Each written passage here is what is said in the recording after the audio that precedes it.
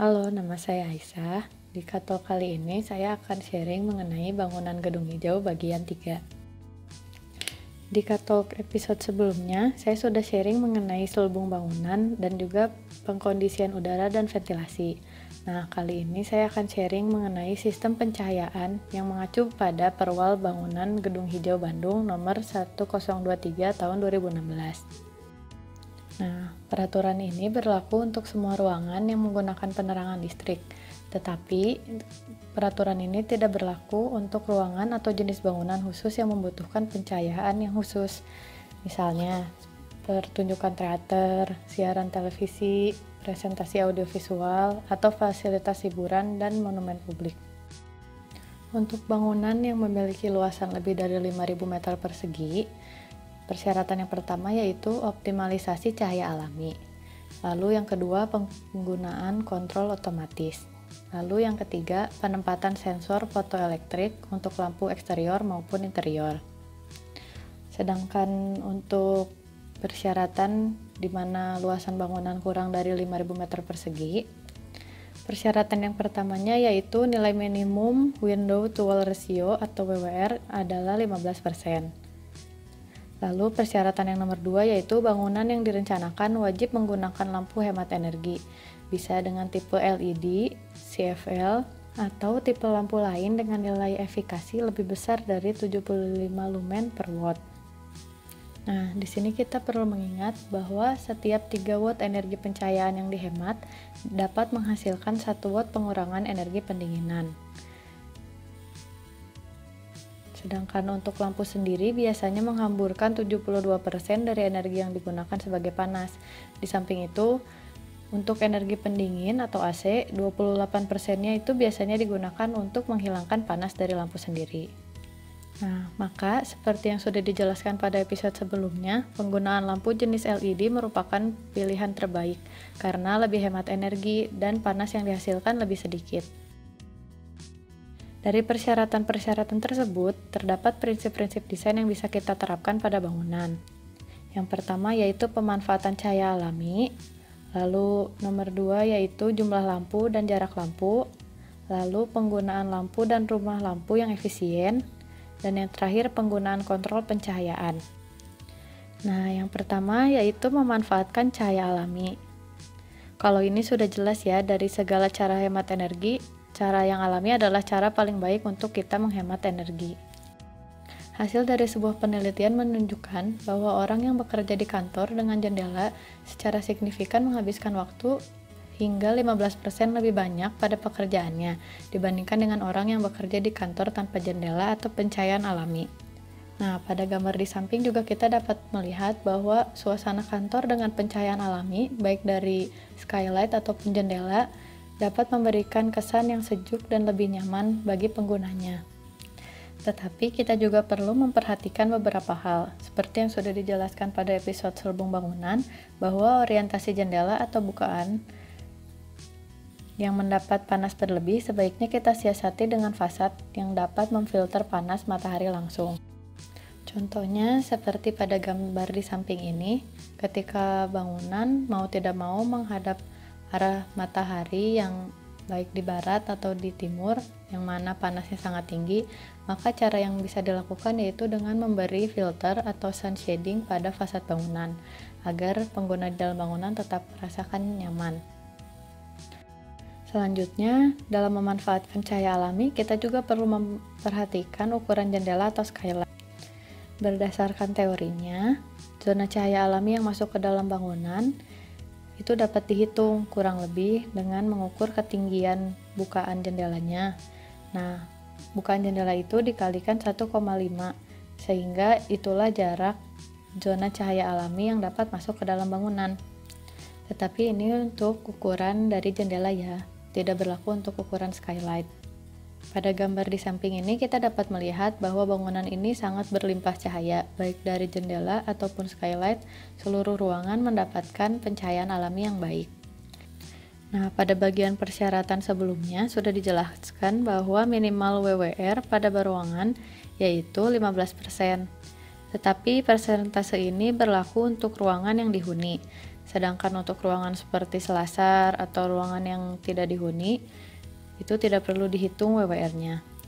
Nah, pada gambar di samping, saya sudah melampirkan cara menghitung WWR pada sebuah ruangan. Misalnya, untuk ruangan yang ada di paling samping, yang ukurannya paling besar, untuk menghitung WWR-nya, kita perlu menjumlahkan luas jendela yang bagian D, E, dan juga F, dibagi dengan luas dinding seluruhnya untuk nomor 5 ditambah dengan nomor 6 dan juga nomor 7. Nah, angka itu dibagi lalu kita lihat persentasenya apakah sudah melebihi 15% atau belum. Seperti itu cara menghitung WWR. Nah, apabila kedua cara tadi sudah dilakukan tetapi panas yang masuk ke dalam bangunan masih berlebih, kita juga dapat menggunakan peneduh kaca. Untuk memaksimalkan cahaya alaminya sendiri, kita juga dapat menggunakan light shelf. Itu juga merupakan salah satu bagian dari peneduh. Menurut penelitian, dengan menggunakan light shelf, zona cahaya alami yang kita dapat bisa mencapai hingga 2 kali dari tinggi bukaan jendelanya. Dalam mendesain bukaan cahaya alami, kita juga bisa memperhatikan ketinggian dari kusen, karena semakin tinggi kusen, maka semakin jauh juga jarak cahaya yang masuk ke dalam bangunan. Seperti pada gambar di samping ini, dengan ketinggian kusen yang berbeda, maka jarak jatuh cahaya ke dalam bangunan juga menjadi berbeda. Walaupun ukuran dari jendela di sini berbeda, tetapi kita dapat melihat sebagai contoh yaitu jarak jatuhnya cahaya. Nah, selain melancarkan sirkulasi udara, pencahayaan alami juga bisa lebih efektif apabila kita menggunakan denah bangunan yang lebih ramping. Seperti dilihat pada gambar ini, di sebelah kanan menunjukkan bahwa denah bangunan lebih ramping dibandingkan gambar yang di sebelah kiri. Walaupun keduanya menggunakan pencahayaan alami, tetapi di gambar yang sebelah kanan, pencahayaan alaminya menjadi lebih efektif karena setiap bagian dari denah tetap mendapatkan pencahayaan alami. Sedangkan pada gambar yang di sebelah kiri, kita dapat melihat bahwa area yang lebih dalam pada bangunan menggunakan pencahayaan buatan. Oleh karena itu, kita perlu memperhatikan denah dan juga tata ruang di dalam bangunan. Nah, selanjutnya kita perlu memperhatikan bahwa walaupun pencahayaan alami baik pada bangunan, tetapi kalau pengguna bangunannya tidak memastikan lampu menyala atau mati sesuai kebutuhan, maka penghematan energi tetap tidak terjadi. Oleh karena itu, kita memerlukan cara untuk mengontrol pencahayaan buatan ketika kita memiliki sumber pencahayaan alami. Kontrol ini dapat berupa sensor yang berada dekat dengan bukaan, di mana sinar matahari masuk, atau juga berdasarkan persyaratan yang sudah dijelaskan sebelumnya, yaitu letak sensor berada di 1,5 kali tinggi rata-rata antar lantai dari dinding terluar, atau bisa juga dilihat pada gambar di bawah ini. Nah, misalnya pada gambar yang di sebelah kanan, untuk area lampu yang berada di nomor 1 atau lampu yang dekat dengan bukaan cahaya, perlu menggunakan sensor agar apabila cahaya alami masuk dengan baik, lampu tersebut dapat dimatikan atau tidak perlu digunakan. Kontrol peredupannya sendiri terdapat beberapa jenis. Salah satunya yaitu peredupan menerus. Mudahnya digambarkan misalnya seperti layar smartphone kita, di mana ketika cahaya mengalami perubahan, maka tidak langsung mendadak gelap, tetapi ada step-stepnya, atau menjadi seperti ada gradasi perubahan intensitas cahaya. Lalu cara selanjutnya yaitu dengan sistem kontrol bertahap, di mana ketika sensor terkena cahaya matahari yang cukup, maka lampu akan tiba-tiba mati. Nah, kedua kontrol ini memberikan hemat energi yang berbeda, di mana peredupan menerus mengurangi energi pencahayaan hingga 50%, sedangkan kontrol bertahap hanya mengurangi hingga 36%. Prinsip desain selanjutnya yaitu pengurangan daya pencahayaan yang terpasang. Sebagai contohnya, pada gambar di samping ini kita dapat melihat bahwa foto di bagian atas dan bawah terlihat sama terangnya. Tetapi kedua gambar tersebut menggunakan jenis lampu yang berbeda. Dari perhitungan ini kita dapat melihat bahwa dengan menggunakan lampu LED, penggunaan energi pada bangunan menjadi lebih hemat. Lalu dalam penggunaan lampu dan rumah lampu yang efisiennya sendiri, kita juga perlu memperhatikan karakteristik sumber cahaya. Yang pertama, kita perlu memperhatikan efisiensi sumber cahaya, lalu umur lampu, lalu indeks penghasil warna atau CRI, dan warna cahaya atau CTT. Nah, misalnya pada gambar di samping ini, yaitu lampu sodium, efisiensinya itu sangat baik, seperti lampu LED, tetapi untuk penghasil warnanya sendiri itu sangat buruk. Nah, maka seringkali penggunaan lampu sodium ini tidak cocok untuk interior ruangan. Di sini juga kita dapat melihat beberapa jenis lampu yang efisiensinya tinggi. Yang pertama yaitu lampu HID, di mana kuat terangnya tinggi dan seringkali digunakan untuk pencahayaan eksterior. Lalu lampu fluorescent tipe T8. Energi yang dibutuhkan mulai dari 10 watt hingga 58 watt. Nah, lampu ini memiliki lumen awal yang tinggi. Lalu selanjutnya yaitu lampu tipe fluorescent T5. Karena diameter lampu ini lebih kecil dibanding tipe yang tadi T8, maka lampu menjadi terlihat lebih terang. Yang selanjutnya yaitu lampu tipe CFL. Walaupun efisiensinya 30% lebih rendah dibanding tipe fluorescent lainnya, tetapi lampu ini cocok untuk digunakan pada rumah lampu atau juga lampu yang ditanam. Lalu tipe selanjutnya yaitu lampu LED. Di sini lampu ini memiliki kelebihan berupa umur yang lebih panjang, lalu pancaran cahaya yang terarah, dan juga lampu ini tidak mengandung merkuri. Maka dari keseluruhan jenis lampu jenis LED masih selalu memenangkan efisiensi lampu di antara yang lain.